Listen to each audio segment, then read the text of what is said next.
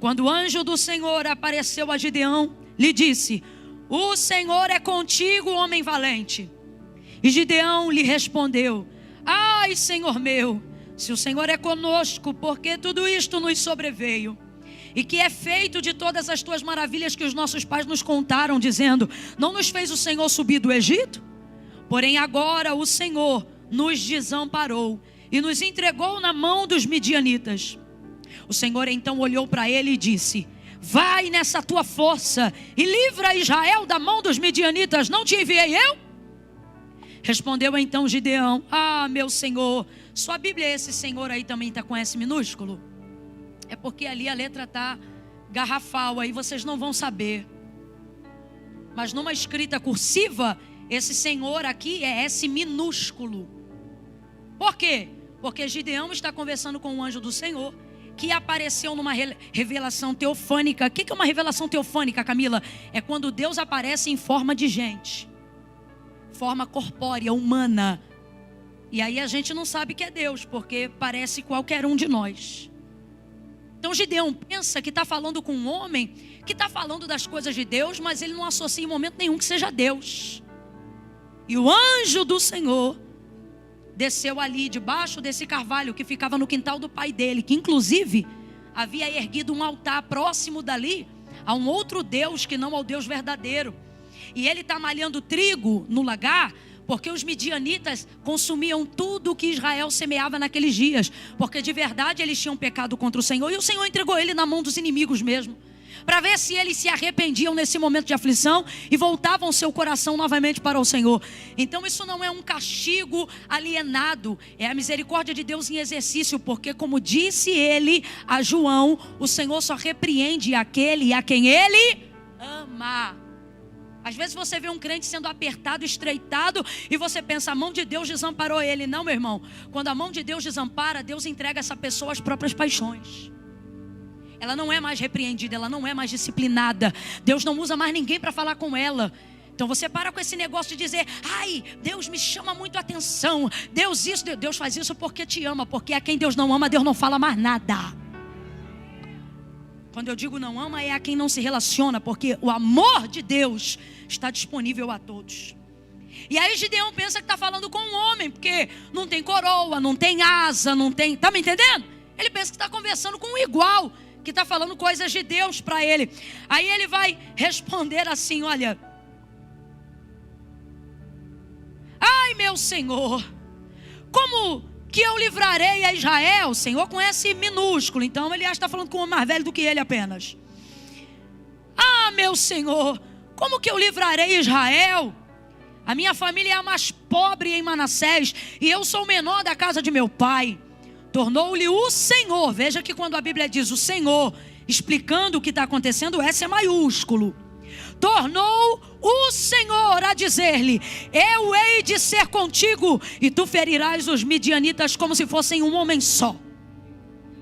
Prosseguiu Gideão: se achei graça aos teus olhos, dá-me um sinal de que és tu que fala comigo. Ou seja, me dá um sinal de que é Deus que está falando comigo na tua boca. Só que não era Deus falando com ele na boca de um homem, era Deus falando com ele sendo Deus.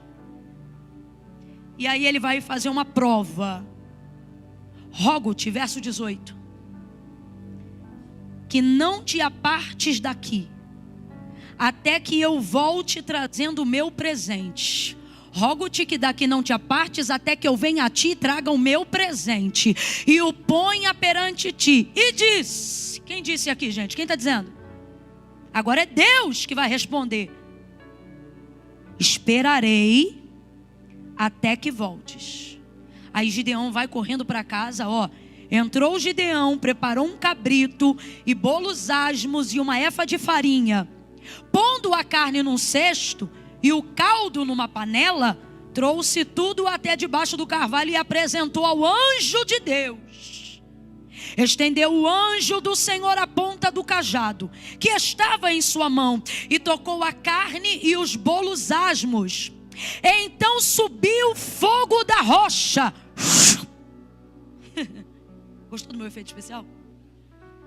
Então subiu o fogo da rocha, consumiu, fala comigo, consumiu. Vamos, consumiu a carne e os bolos, e o anjo desapareceu da sua presença.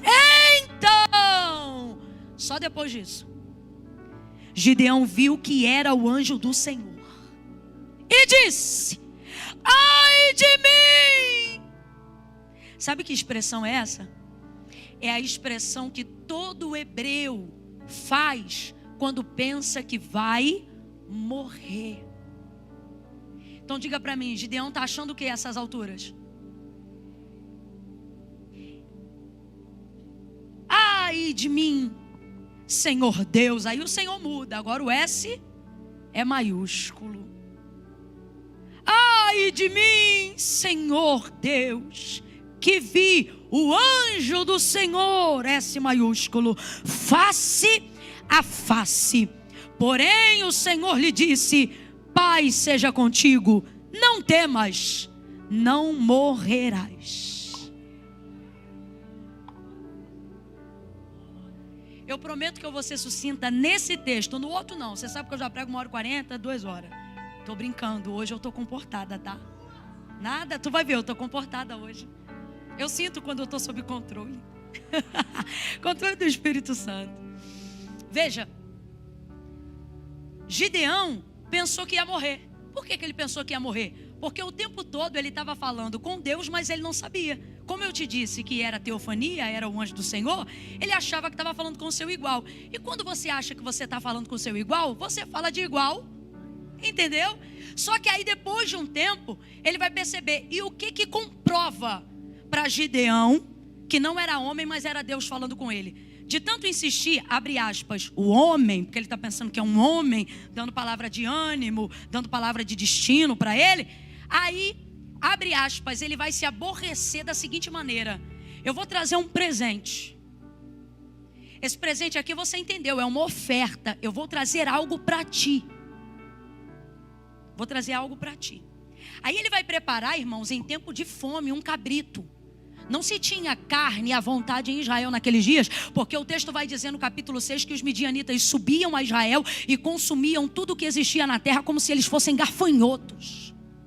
Não ficava nada. Naquela época, nesses dias aqui, que Deus está falando com Gideão, o povo se escondia, diz o texto, em covas, fortificações e cavernas. As pessoas se escondiam até em covas, sepulturas, para tentar se esconder dos inimigos que subiam na terra para consumir tudo. Por quê? Porque eles já tinham pecado contra o Senhor, e aí o Senhor permitiu o inimigo fazer isso, como eu já disse para você, para ver se eles se lembravam que é um Deus. Há um Deus fiel que livra, que cuida e que quer o melhor para eles e que não abria a mão deles. E aí a pessoa que Deus escolheu para realizar essa obra de libertação, completa aí para mim, por favor. A pessoa que Deus escolheu para levantar, para realizar essa obra de foi Gideão. Vou usar você para livrar o povo da mão dos midianitas. E aí ele começa a liberar a palavra. Gideão, não acredita, estou malhando trigo no lagar, meu povo está escondido, minha família é pobre, minha casa é a menor. Que conversa é essa? E aí ele começa a conversar com esse homem de igual. E aí, quando o homem continua insistindo, ele vai tirar a prova dos 9. Deixa eu ver mesmo, então. Quem é que está falando? Eu acho que ele pensa que vai assustar o cara. Que não é cara, nem homem, é Deus. E aí ele diz, fica aqui então que eu vou trazer um presente, eu vou trazer uma oferta.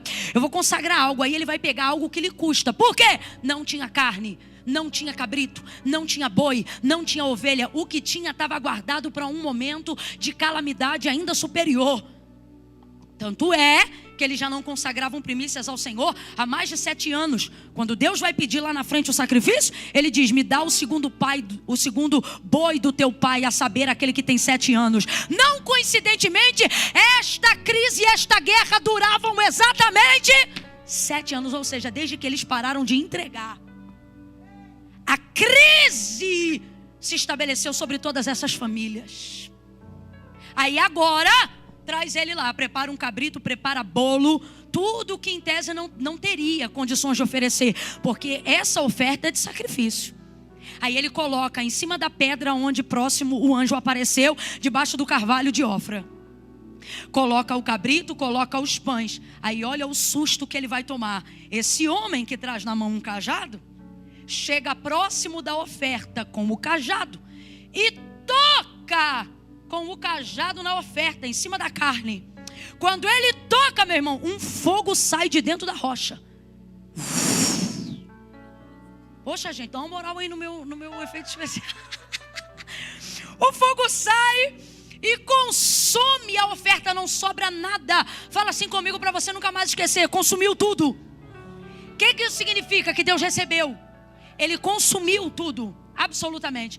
Quando ele vê aquela ação sobrenatural, porque ele está vendo que não é David Copperfield, não é mágica, ele está vendo que só o divino poderia realizar aquilo. Aí ele grita, ai! Aí o texto diz que o anjo some.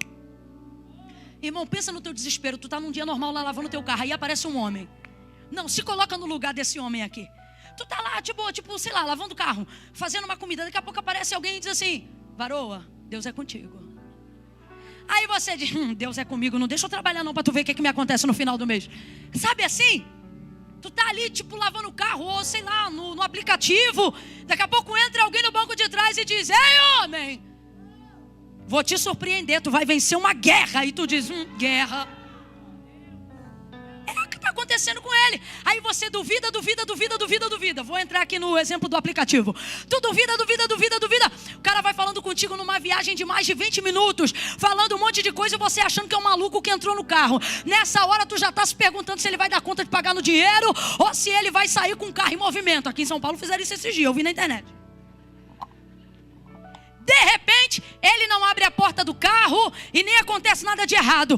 Antes de chegar no destino, tu vai responder o homem. Daqui a pouco tu olha pro banco de trás, cadê? Deu mal que tu não crê. Foi o que aconteceu com Gideão. Quando ele recebeu a oferta, consumiu, o anjo sumiu. Aí ele pensou, ai de mim, o que ele está dizendo? Eu vou morrer.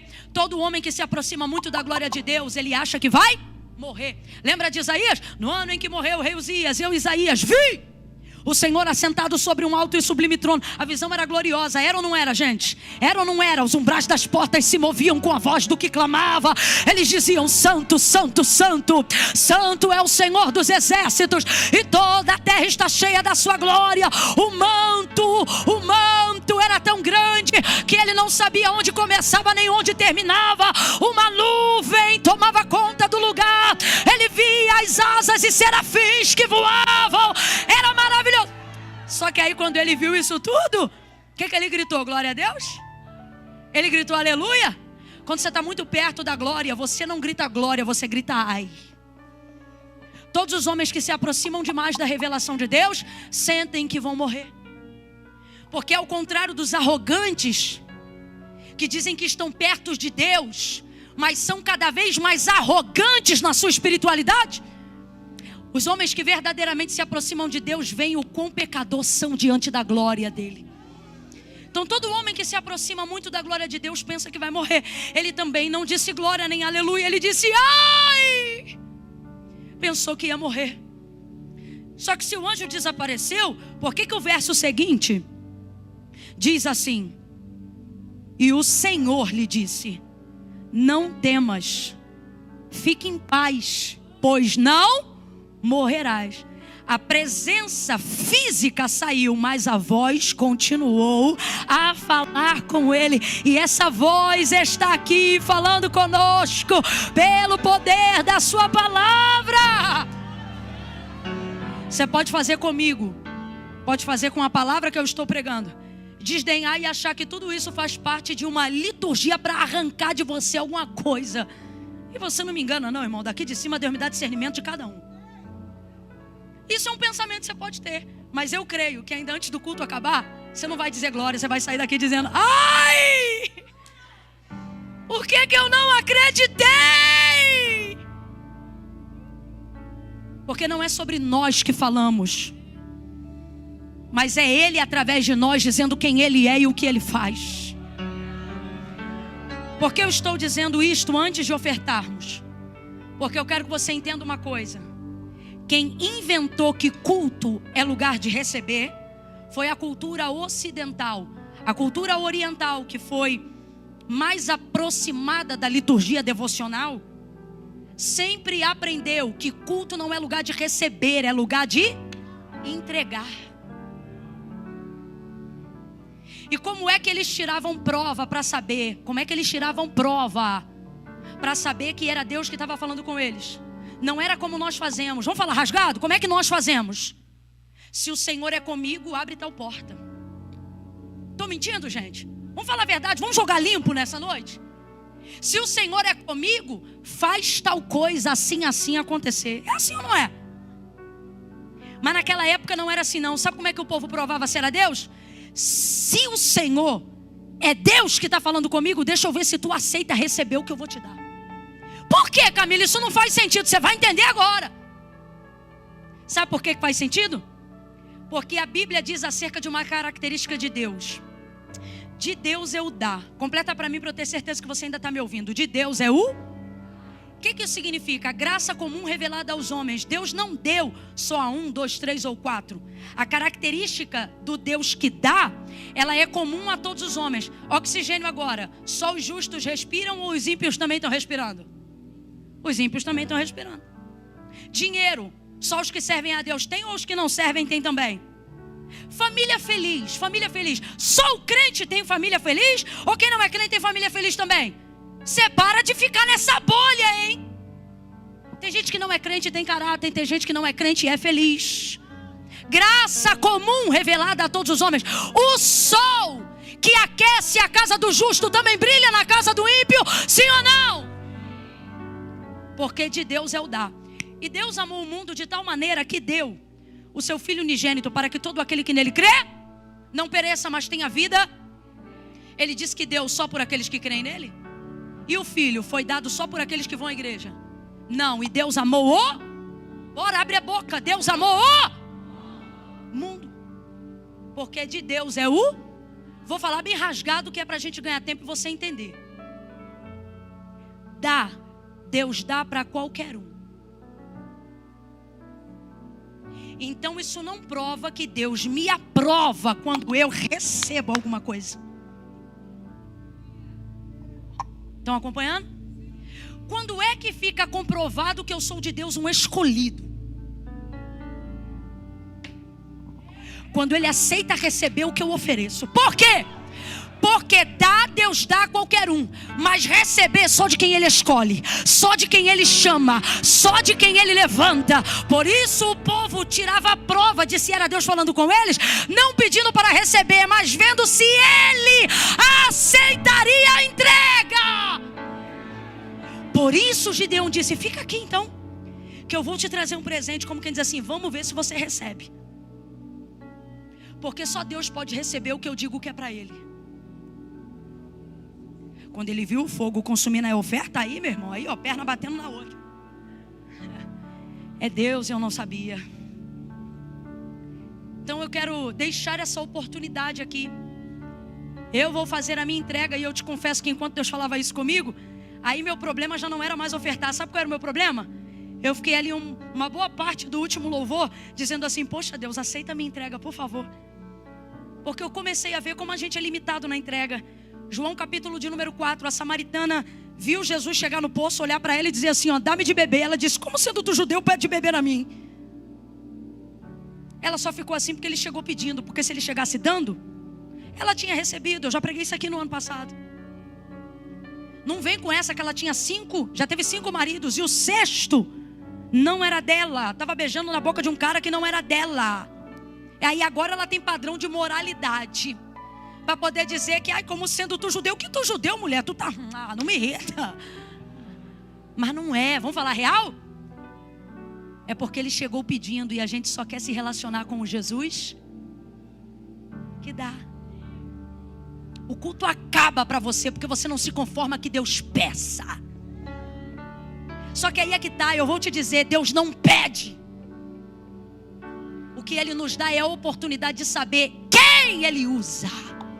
Quem Ele vai escolher? Quem pode ser um canal para ser útil para Ele? Eu não sou escolhida quando Deus me dá. Não se iluda com isso. Porque senão qualquer hora tua mente vai bugar. Porque você vai ver quem é recebendo e quem não é tendo igual ou mais. Então como é que você vai usar isso para aferir quem é de Deus e quem não é? Agora, como eu posso aferir, Camila? Não é pelo tanto que Deus me dá, mas é pelo quanto ele não abre mão de que seja eu que entregue, eu que faça. Então eu torno a dizer, não sou escolhido quando Deus me dá, sou escolhido quando Ele aceita receber de mim aquilo que eu quero dar. Então a oração agora não é, Deus, toca no coração para que alguém aqui dê. Se tu está pensando que eu vou orar por isso, ora você, que eu não vou orar não. A minha oração, e quem quiser me acompanhar, é essa: Senhor, por favor, aceita o que eu vou entregar. Agora, se aquilo que você vai entregar te constrange, talvez seja porque não seja isso que você deveria entregar. Ninguém aqui determina. Ninguém. Olha o que Gideão falou: eu vou lá trazer um presente. O que ele está dizendo? Eu que vou decidir o que eu vou trazer, e o Senhor que vai decidir se vai receber. Dê alguma coisa que combina com o seu entendimento sobre isso. Hoje mesmo eu fui desafiada. Falei, Jesus. Ele falou comigo assim, ó. O Espírito Santo fala mais rápido que as nossas desculpas, né? Ele falou assim, ó: faça isso. E aí ele me falou o que era para fazer, o valor para ofertar hoje. E eu cá comigo pensei, Senhor, se eu fizer isso, eu só vou ficar com aquilo. E ele não me disse mais nada. E aí eu me lembrei desse texto e ele falou assim: o que você vai dar, eu posso dar para qualquer um,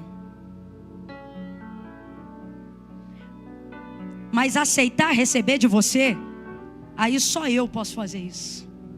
E aí nessa hora meu coração se quebranta, porque eu digo, a minha alegria não é saber o que eu tenho, é saber que tudo que eu tenho vem da mão de Deus. Então a gente adora dizer que tudo que a gente tem é de Deus, mas basta subir um pouquinho que a gente diz, não. E Deus está dizendo, mentiroso, então não é nada meu, né? E eu não quero ficar por mentirosa hoje não. Então as minhas coisas são do Senhor. Eu não sei como funciona o sistema de oferta aqui. É Pix? Chave Pix no QR Code? Envelopes na cadeira? Salva? Como é? É isso, os dois. Quem quiser ofertar em espécie, você vai levantar a mão, vai pedir a irmã, ela vai aí com a salva, você coloca o teu presente aí no... Ai, Camila, mas eu vou fazer porque eu estou confrontado. Não fique. Não fique. Não quero, não concordo, não faça, nem a gente quer teu negócio. Não queremos, você não faça. Não, Camila, me confrontou, eu me sinto desafiado nessa noite. Agora, como é que você vai saber que Deus recebeu? Não entregue uma oferta aleatória. Seja no Pix, seja no cartão de crédito, tem maquininha de cartão, seja na salva. Senhor, me dê um sinal de que o Senhor recebeu essa minha oferta aqui, desse valor X, Y aqui.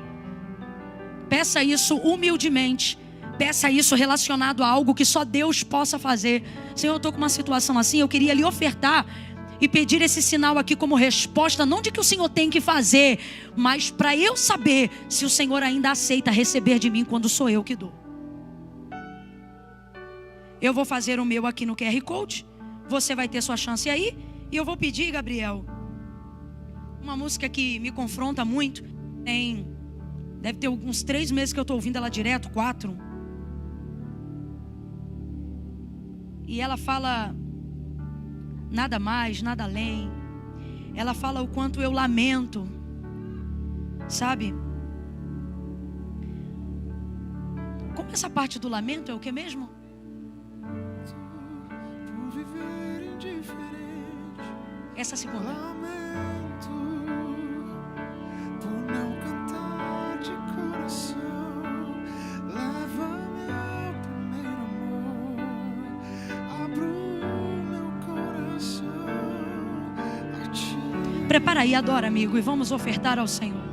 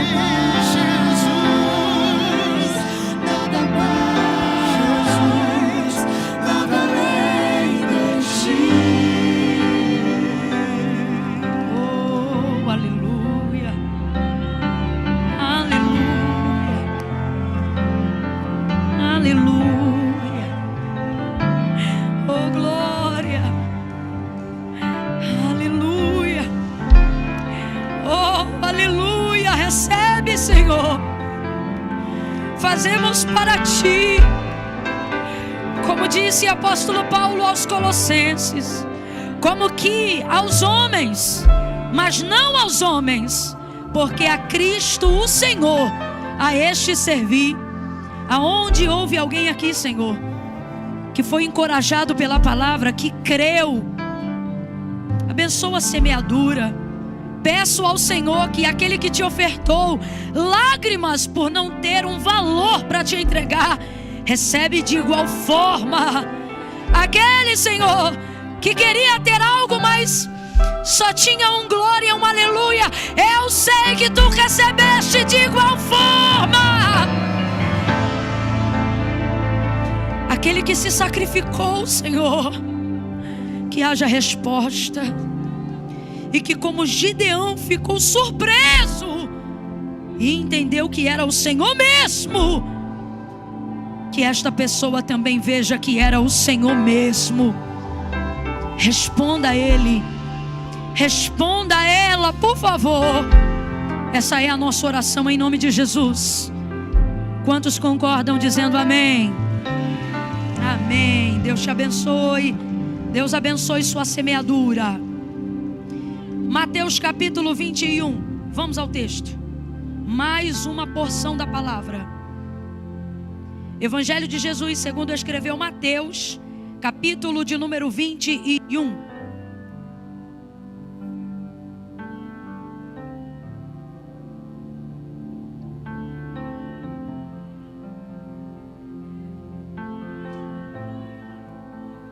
Aleluia. Oh, glória! A presença do Espírito Santo está aqui. Aleluia! Eu acho que Ele está recebendo, hein? Nosso culto, nossa oferta, nossa entrega. Aleluia! Glória a Deus. Glória a Deus. Vamos ao texto.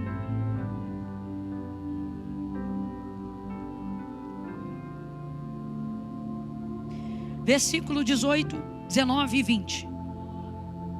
Mateus 21, versículo 18, 19 e 20.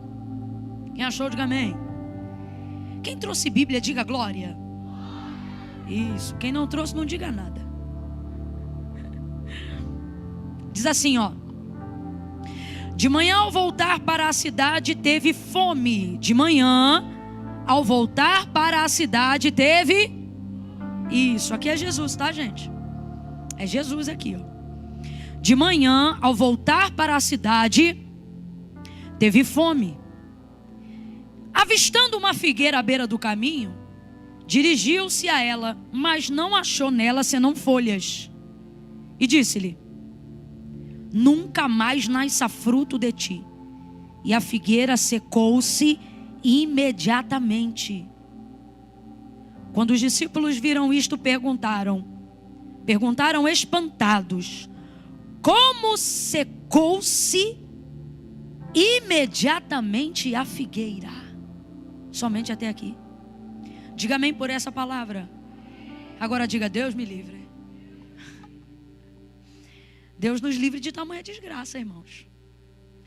Porque Deus, Jesus, não está fazendo isto a esta figueira porque Ele quer dar uma lição a uma planta. Não. Ele quer dar uma lição aos discípulos. Ele quer dar uma lição a nós que estamos aqui nessa noite e veríamos essa palavra. Então aquilo que vai ser pregado agora não é para plantas, é para pessoas. Jesus vai acabar de sair de um cenário que está nesse mesmo capítulo aqui, e é um cenário que a maioria de nós aqui conhecemos. Tem algo que é praticado dentro da cultura brasileira até o dia de hoje, chamado Domingo de Ramos. E é chamado isso e é baseado nesse contexto aqui do capítulo 21 do Evangelho de Jesus segundo escreveu Mateus, que é o mesmo cenário de Israel recebendo Jesus em Jerusalém. Quando, depois que a sua fama já havia percorrido todas as cidades circunvizinhas a Jerusalém, e ele já era popular e pela maioria reconhecido como um profeta, há outros que chegavam a reconhecê-lo como o Filho de Deus mesmo. Mas a verdade é que todo mundo estava muito emocionado com a realização dos milagres que ele fazia. O texto vai dizer em Mateus 14 que Jesus se movia de compaixão por essa multidão que ovacionava, aplaudia, chamava ele, porque na verdade via que eles tinham fome e que na verdade eles não seguiam a Jesus pelas suas palavras, mas seguiam a Jesus porque tinham fome. Sai do século 21 e tenta entrar na realidade daqueles dias. Nós estamos falando de uma época aonde as pessoas não tinham o que calçar, não tinham o que comer, não tinham o que vestir, aonde o sistema romano subjugava Israel de tal maneira que a maioria da população era pobre. Por isso, inclusive, o profeta Isaías anunciava messianicamente que o ungido seria enviado aos pobres. O ministério de Jesus foi amplamente difundido em becos, valados, vielas, por pessoas extremamente marginalizadas pela sociedade. Então, quem ele chamou para trabalhar com ele? Pessoas nessa condição de vulnerabilidade social.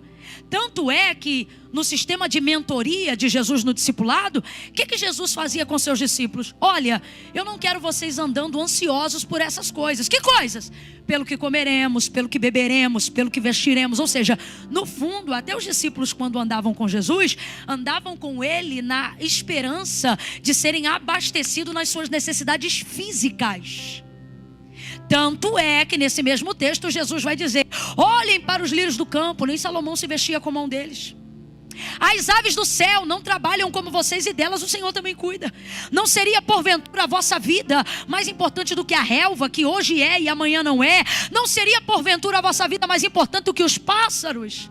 Não fiquem preocupados com essas coisas. Apenas saibam que o vosso Pai que está no céu de todas essas coisas, Ele tem cuidado de vós. Mas buscai primeiro o reino do céu e a sua justiça, e estas coisas serão acrescentadas. Então essa era a mensagem de Jesus, para que o povo tivesse esse entendimento.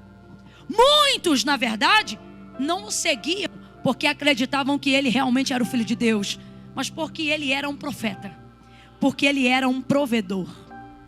Então, depois que essa fama já havia percorrido, Jesus agora vai entrar montado sobre um jumentinho. E quando ele entra, o povo vai pegar galhos e ramos. Está aqui no versículo 8 do capítulo 21. Vai pegar ramos e aí ele vem entrando e começam: Hosana! Lembra? Alguém aqui lembra dessa passagem? Hosana nas alturas! Uau, é um grande dia. Está todo mundo reverenciando ele. Está todo mundo celebrando ele. Está todo mundo enaltecendo ele. Escute, escute. Aparentemente todos estão reconhecendo: é ele, é ele, é ele. O rei dos judeus é ele.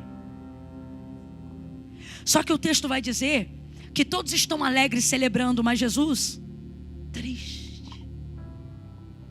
E esse dia que expressa uma aparente alegria de todo mundo que está ali celebrando, para Jesus é um dos dias mais tristes antes do Getsemane. E por quê? Porque ele mesmo vai dizer que as multidões estão ali seguindo ele e arvorando galhos, ramos de árvores. Só que ele sabia que este mesmo povo que estava dizendo e gritando hosanas nas alturas, na verdade era o mesmo povo que iria dizer: crucifica, mata, solte Barrabás, Barrabás, Barrabás, Barrabás, Barrabás. Jesus, crucifica, crucifica, crucifica, crucifica. Ele sabia que esse mesmo povo era o povo que em pouco tempo almejaria a sua morte. Então todos se alegram e ele cumpre a palavra do profeta Isaías e entra ali. Só que esses ramos denunciam quem eles são. Esses ramos denunciam quem os segura são. O que acontece com um ramo tirado da árvore depois de um tempo, gente? Por isso Jesus vai dizer em João 15: meu pai é o agricultor, eu sou a videira, todo ramo que em mim não dá fruto. Você vai olhar para alguém agora e vai dizer assim: ele não quer folha, ele quer fruto. Você não falou, você miou, vou te dar mais uma chance. Diga, ele não quer folhas. Diga, ele quer frutos. Por quê? Porque folha decora, folha aparenta, folha esconde ou deslumbra, mas folha não sustenta. Ele deixa claro que ele é a semente que morre para que haja retorno. E qual é o retorno? O retorno é fruto. Tudo aquilo que não é fruto não é o suficiente para a eternidade. Talento não é fruto, é folha. Dom não é fruto, é folha. Por isso naquele grande dia muitos vão dizer: em teu nome eu curei, e curou mesmo. Eu quero que você se lembre dessas palavras de Jesus acerca do grande dia. Ele vai dizer que naquele dia não são poucos, mas são muitos que vão se achegar a ele e vão dizer assim, ó: em teu nome eu curei. Gente, presta atenção nisso aqui. Eles não vão dizer: em teu nome eu tentei. Curou mesmo. Em teu nome eu fiz prodígios, sinais e maravilhas. O que é isso? Isso é dom, isso é talento. Mas no celeiro Deus só guarda fruto e não folha.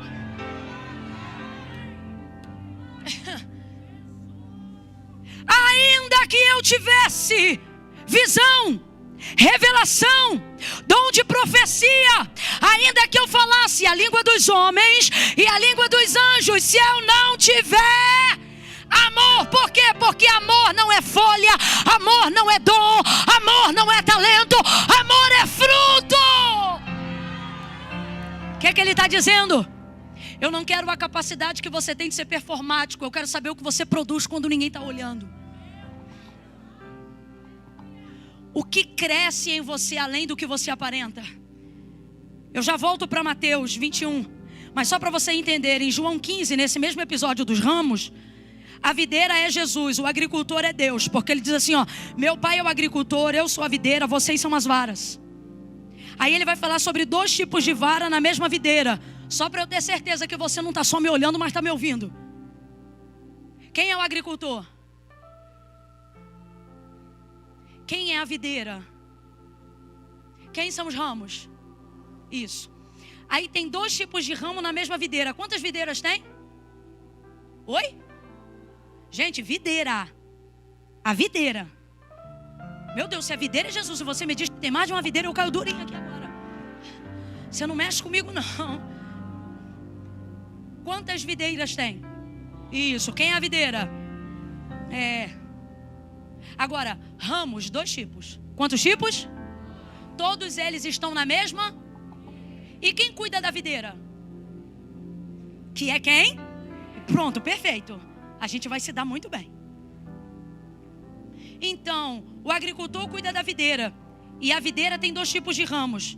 Então, os 2 tipos de ramo, tanto o que frutifica quanto o que não frutifica, estão na mesma videira. E essa videira é? Então, por que uma frutifica e a outra não frutifica se os 2 estão na mesma videira? Outra coisa, o agricultor, por acaso, está cuidando mais de um ramo do que do outro? Não, porque ele não cuida do ramo, ele cuida da... Então os 2 tipos de ramo estão recebendo o mesmo cuidado, sim ou não? Então, mais uma vez, por que uma dá fruto e a outra não dá? Aí ele diz: a que dá fruto, o agricultor poda. Guarde isso. Não é Jesus que tira. Quem tira é o agricultor. Por que eu estou falando isso? Porque às vezes a gente quer criticar quem não dá fruto na igreja e pensa: poxa, Jesus, tu não está vendo? E Jesus está dizendo: quem tiver em mim vai colher da minha seiva. Não sou eu que corto, é meu Pai. Ou seja, há um dia e uma hora para esse corte. E até lá, meu irmão, nós vamos ver muita gente. Nós vamos ver muita gente sugando da mesma seiva, vindo para o mesmo culto. Agora, qual é a diferença? O céu é para quem produziu. A poda é para quem produz. E o corte para quem só vem consumir.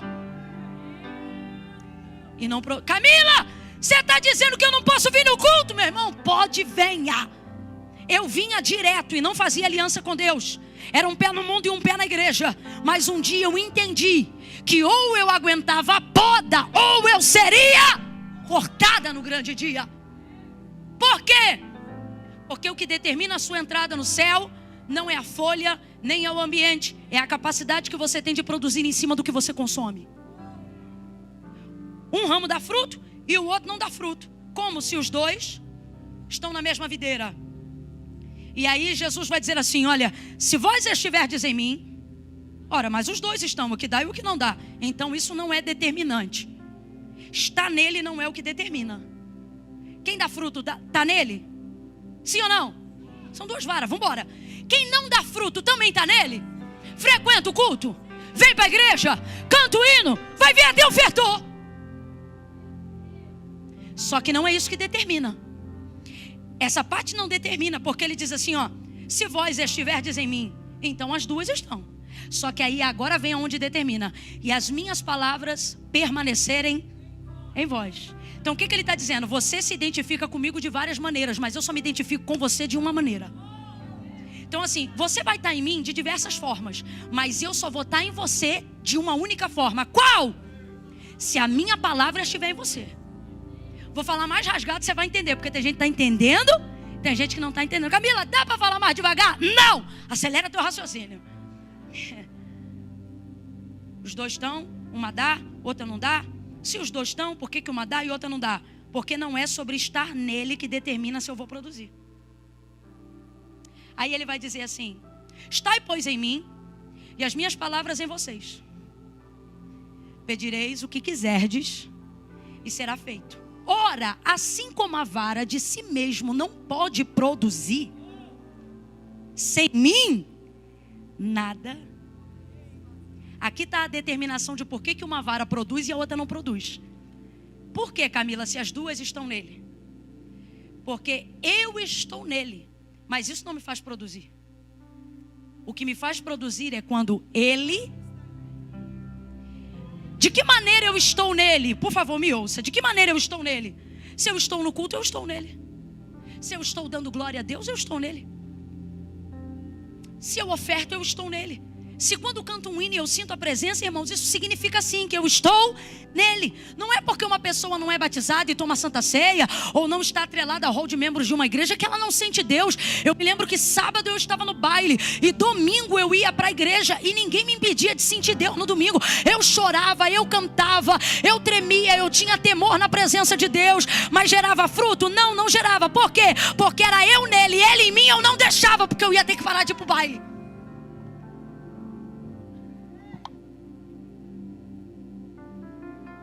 De mim, estou te mandando a real. Era eu nele, eu fazendo campanha, eu pedindo vitória, eu orando, eu chorando, eu sentindo a presença de Deus. Foi eu nele uns 9 meses. Ainda bem que o agricultor não veio.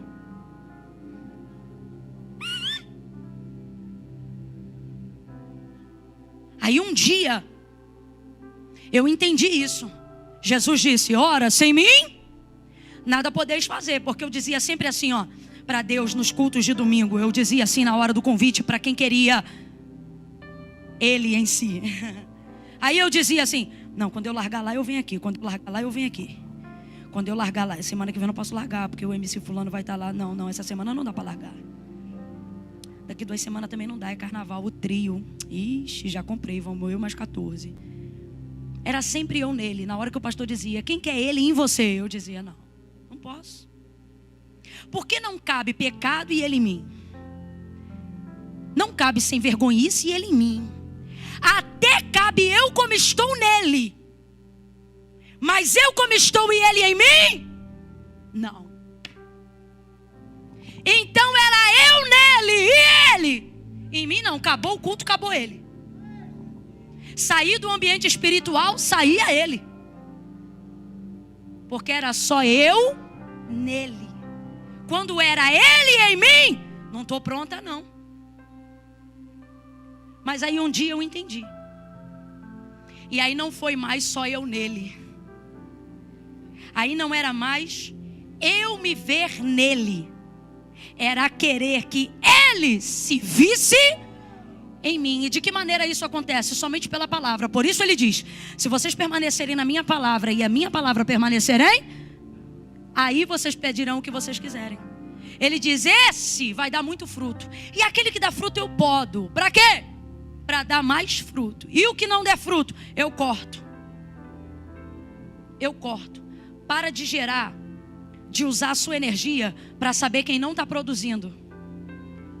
Usa a sua energia para produzir fruto para a glória de Deus. De que fruto é esse que ele fala? Especificamente, fruto digno de arrependimento. O que é isso? Eu vou fazer o que eu tiver que fazer. Por quê?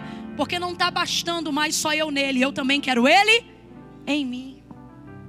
E quem já entregou a vida para Cristo aqui sabe do que eu estou falando, irmão. Uma coisa é você frequentar um lugar onde Ele está. Uma coisa é você receber uma porção de quando Deus se manifesta. Outra coisa é você estar sozinho na rua e saber que você está transbordando unção de Deus aonde você passa, graça de Deus aonde você entra. E a qualquer momento que você disser: Pai, em nome de Jesus, os ouvidos dele não se agravam, mas se abrem para ouvir aquilo que você está falando. Neste momento é Ele dizendo: isto não é você em mim, sou eu em você, te usando para abençoar, para libertar, para promover, para levantar, para edificar pessoas. Volta para Mateus 21 e eu já começo a encerrar. Redobre a sua atenção.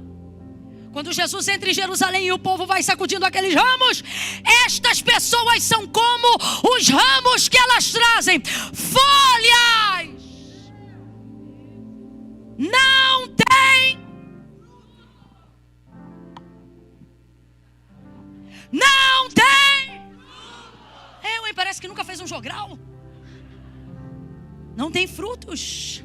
E elas estão sacudindo, estão animadas, estão felizes, mas não passa de folhas. Aí agora você vai entender por que Jesus chega no verso 18 e vai fazer uma coisa que é tão atípica a Ele. Por que atípica a Ele? Porque a gente não vê Jesus mandando secar nada. A gente sempre vê Jesus dando vida, não é isso? A gente vê Jesus sempre produzindo. A gente vê Jesus acrescentando. Mas nesse dia parece até que Ele chegou de mau humor. Rapaz, uma planta. Isso aqui é misericórdia de Deus. Ainda bem que foi a planta, não foi Jerusalém. Aí quando ele vai chegando, é isso que eu quero que você entenda. Ele está chegando dentro desse contexto do que acabou de acontecer. Um ambiente de falsidade. Um ambiente de aparência. Como é que você se sente? Ou como você se sentiria se você estivesse num ambiente onde a pessoa está ali olhando para você e dizendo: maravilhoso, maravilhosa, fechamento, tamo junto. Cola comigo, vou contigo até a morte. Eu e tu mais eu, vambora. Amigo, amiga, querido, querida, top, fechamento, é nós na fita. E Deus te mostrando o coração todo da pessoa, dizendo assim, ó, daqui a, 7 dias, Ele vai dizer: mata ela, desgraçada, mata ela, infeliz. Como é que você ia ficar? Com a dubiedade. Rapaz, Jesus voltou dali com a parte de Deus resolvida, óbvio, mas a parte homem, depois de 3 anos e meio investindo nesse povo, sabendo que esse povo ia crucificar Ele. Aí Ele vem voltando e o texto diz: rapaz, eu percebo que Jesus está tão presente ali na sua... Isso aqui me aguenta? Tão presente ali na sua humanidade, que Ele vem andando e a gente vê até uma necessidade. Você só vê a Bíblia dizendo que Jesus teve fome. Se eu não me engano, é Lucas 4 que fala a tentação do deserto. Quando 40 dias, né? Quando 40 dias depois de jejuar. Irmão, depois de 40 dias sem comer, como é que não sente fome? Só depois, você não ouve mais. Depois você ouve os outros querendo fazer ele comer e ele dizendo: minha comida e minha bebida é fazer a vontade do meu Pai que está no céu. Só que nesse dia, sua humanidade foi tão atingida que até fome o texto revela que ele sentiu. Ih, gostei daqui, faz barulho. Aí ele vem voltando desse cenário, vem comigo. Ele vem voltando desse cenário. Quando ele olha para a figueira, ela está com a folhagem toda aparente. Qual é o lance aqui? Se você já ouviu, vou ouvir de novo. O lance é que a figueira só produzia figo depois que as folhas já estavam viçosas e aparentes.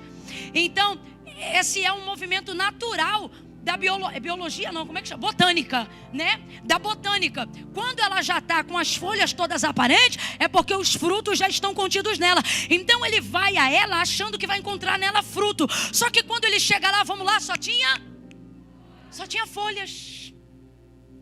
Aí ele vê que só tem folhas. Rapaz, olha o que ele fala com a figueira: nunca mais. Gente, isso me dá um temor. Gente, isso me dá um temor. Olha, ele diz para uma árvore que não tem consciência. Eu quero que você entenda que isso não é sobre planta, isso é sobre pessoas.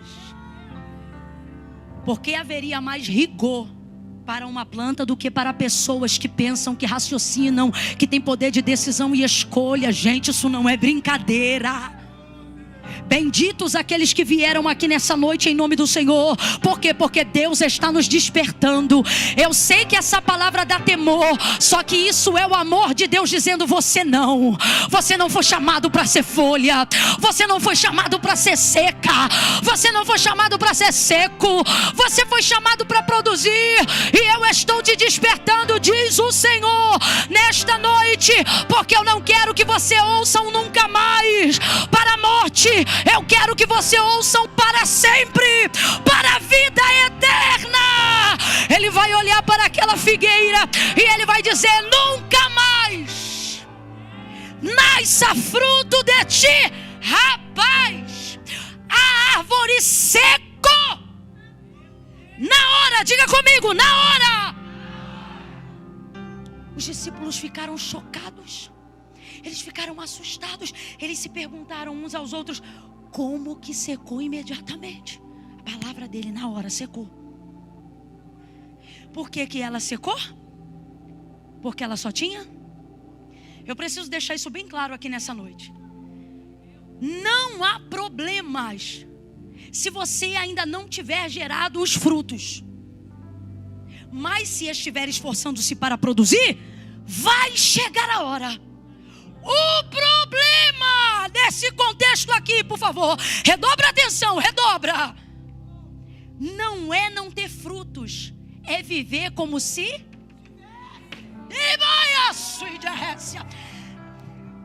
O que irrita Jesus não é a esterilidade dela. O que irrita Jesus é a aparência. Sou só eu ou mais alguém está tomado do temor do Senhor? Deus está dizendo para mim e para você: se não chegou a hora de produzir, ok, se humilhe, arrependa-se, peça perdão, peça a Deus misericórdia, mas não continue cantando como se ainda tivesse unção. Não continue pregando como se ainda tivesse poder de Deus. Não continue aparentando para as pessoas uma vida da qual você não sustenta. O maior pecado da igreja da última hora não é não produzir avivamento, é viver como se tivesse. Vou falar rasgado. Tem lugares, igrejas, ambientes que se acender a luz e o som parar de tocar, não sobra mais nada, é tudo folha. Que Deus nos guarde. Que Deus nos guarde, gente. Não era o que eu queria pregar não, mas foi o que Deus mandou. Folha. E eu sei do que eu estou falando. Talvez você está me olhando e me julgando, mas eu posso falar. Posso falar porque Deus mandou. Posso falar porque a Bíblia fala. E posso falar porque tenho experiência com o contexto. Irmão, eu estou em cartaz vez ou outra, em notícia que presta e que não presta direto. As que prestam, eu gosto, não sou hipócrita nem idiota. As que não prestam, difamam e atingem, eu não gosto e às vezes eu fico triste. Mas sejam as boas ou as ruins, as que aplaudem ou as que vaiam, eu quero sempre ter em mente algo muito nítido, que tudo isso é folha. Isso tudo é folha. Fama é folha. Número de seguidor é folha. Dinheiro é folha. Aparência é folha. Status é folha.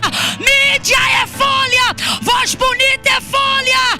O timbre da minha voz é folha. Eu posso gritar o quanto for, isso não determina meu nome escrito no livro da vida. É folha. não vim dizer que ter folha é pecado. Ter folha faz parte de quem já tem fruto. O que não pode é ter folha sem ter fruto.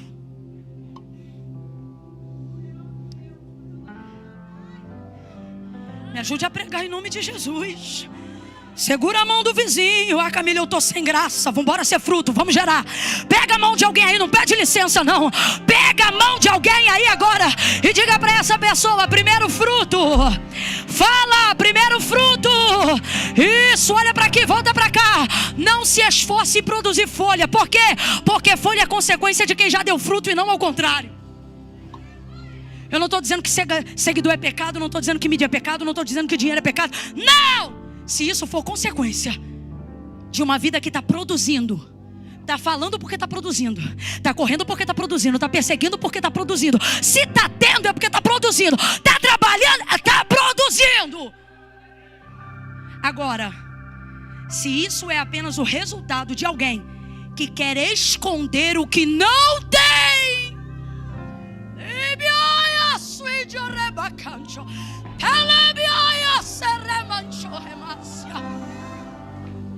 aí vai secar. E eu não posso inventar outra mensagem, vai secar. Hoje Deus nos trouxe hoje aqui, e o que Ele está dizendo é: ou você confessa ou você seca. Ou você confessa ou você seca. Para quem não gera, eu posso fazer gerar. Para quem não produz, eu posso fazer produzir. Porque sem mim nada podeis fazer. Mas comigo você salta a cova, você pula muro.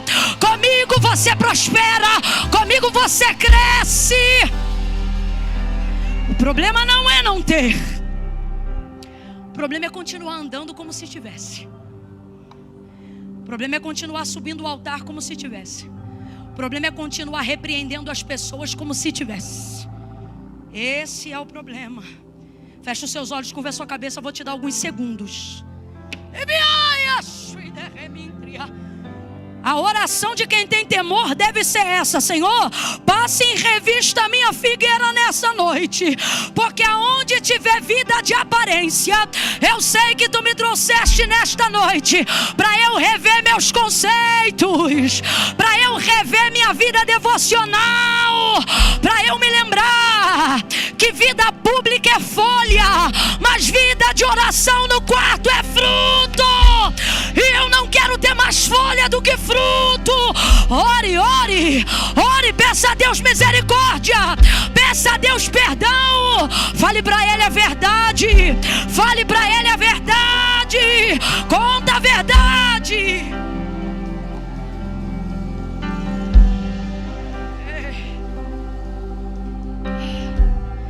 Em nome de Jesus.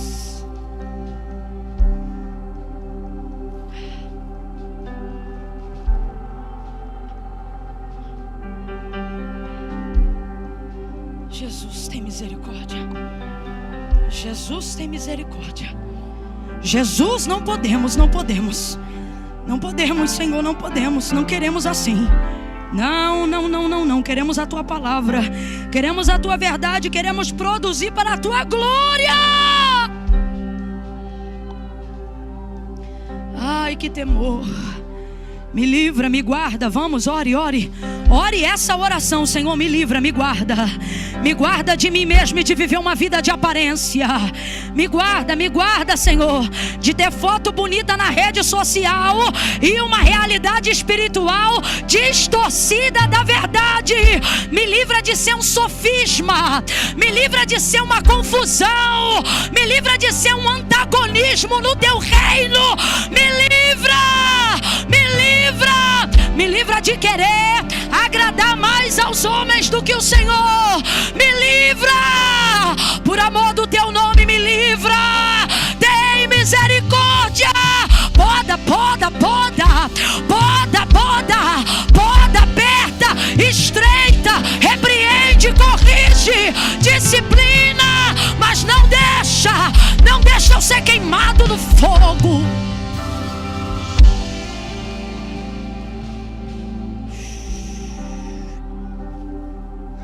No fogo para onde vão os difamadores, no fogo para onde vão os assassinos, no fogo aonde ficarão os mentirosos e todos aqueles que amam a mentira e odeiam a verdade. Me livra do fogo. Me livra do fogo. Me livra de, uma vez tendo sido videira, terminar a minha história sendo palha.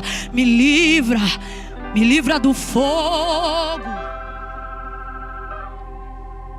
Me livra do fogo que vem para destruir. Me livra do fogo, a qual o Apocalipse revela que é onde o verme não morre e tal fogo nunca apaga. Me livra de continuar tendo uma vida espiritual negligenciada, como se tu nunca fosse voltar.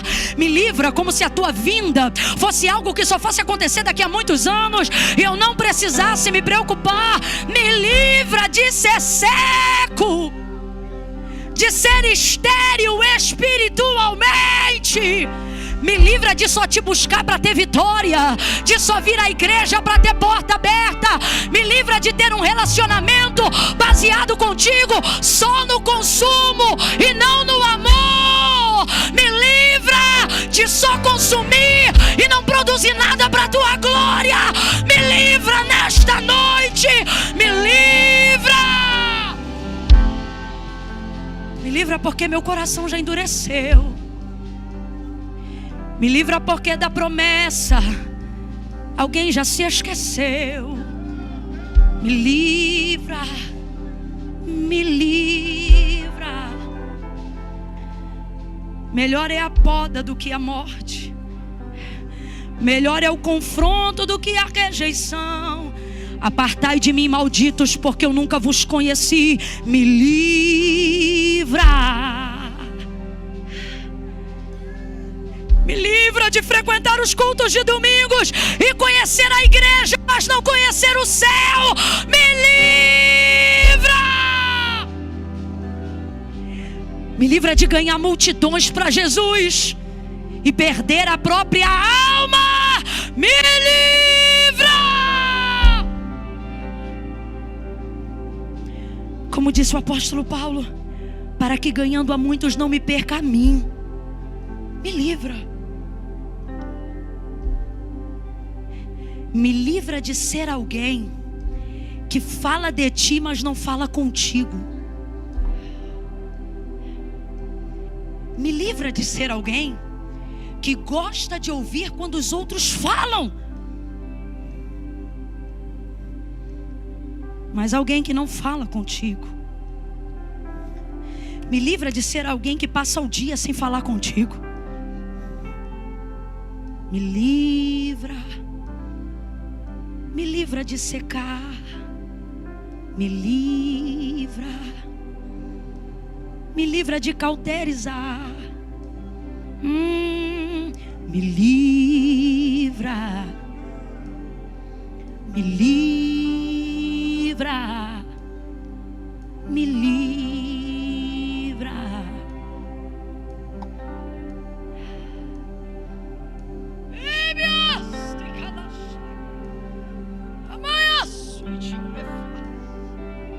Tem misericórdia, Senhor.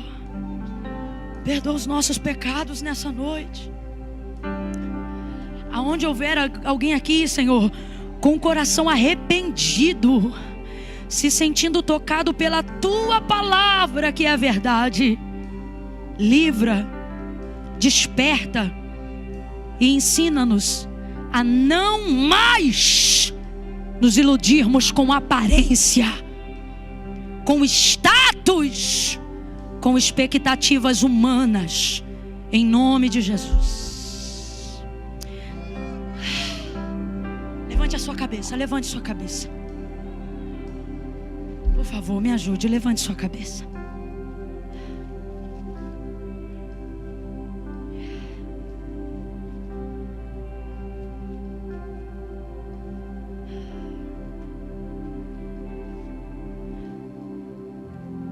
Fale comigo.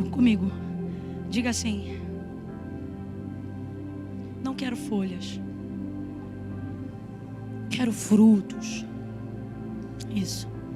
Sabe por que não devemos querer folhas? Não estou dizendo que não vamos tê-las. Elas fazem parte. Elas só não podem ser usadas para esconder o que não temos. Elas devem existir para evidenciar o que já temos. Ok? Amém? Pronto. Por que não pode ser ao contrário? Porque foi assim uma vez. Quem ainda está comigo aqui, diga amém. Bota na tela aí para mim, por favor, Gênesis capítulo de número 3.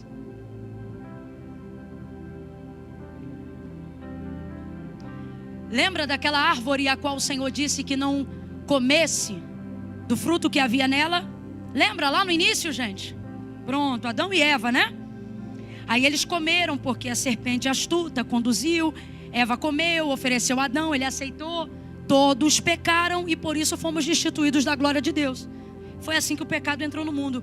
E sabe qual foi o contexto e o cenário? Esse aí que está na tela. Veja. Capítulo 3, versículo 7.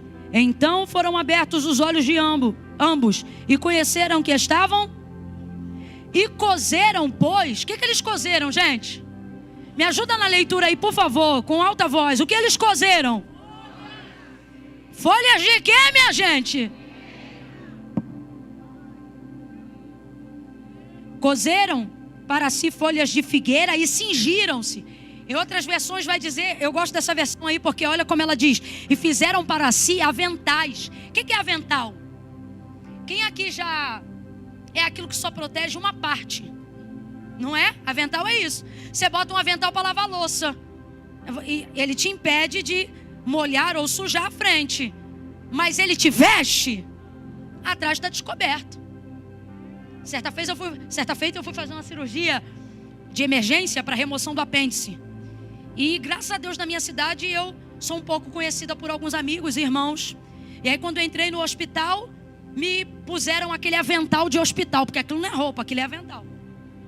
E como é que a gente sabe que é avental? Porque a gente só cumprimenta de frente. Em vez ou outra passava alguém, parte do Senhor. Eu, opa, parte do Senhor. Avental só protege uma parte. Completa para mim, por favor.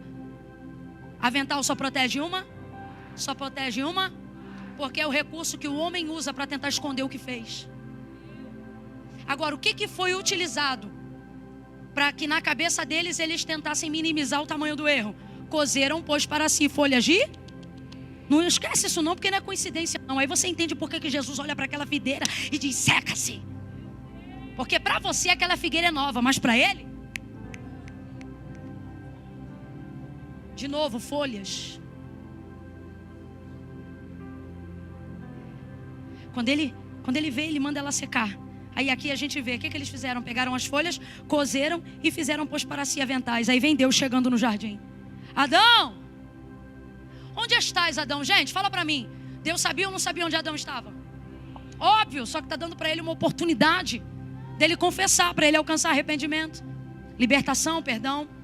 Onde estás, Adão? Aí ele se esconde. Aí Deus vai chamando, aí ele diz, olha, eu ouvi tua voz soar no jardim e me eis, porque eu vi que eu estava... Como tu sabes que estava nu? Comi da fruta que o Senhor falou que não devêssemos comer. Aí sabe o que Deus vai fazer? Vai dar uma sentença para cada um. Para o homem, para a mulher e para a serpente. Mas vai cobrir o homem e a mulher. E como é que ele vai fazer isso? Com vestes de quê? Quem lembra? De animais ou de animal.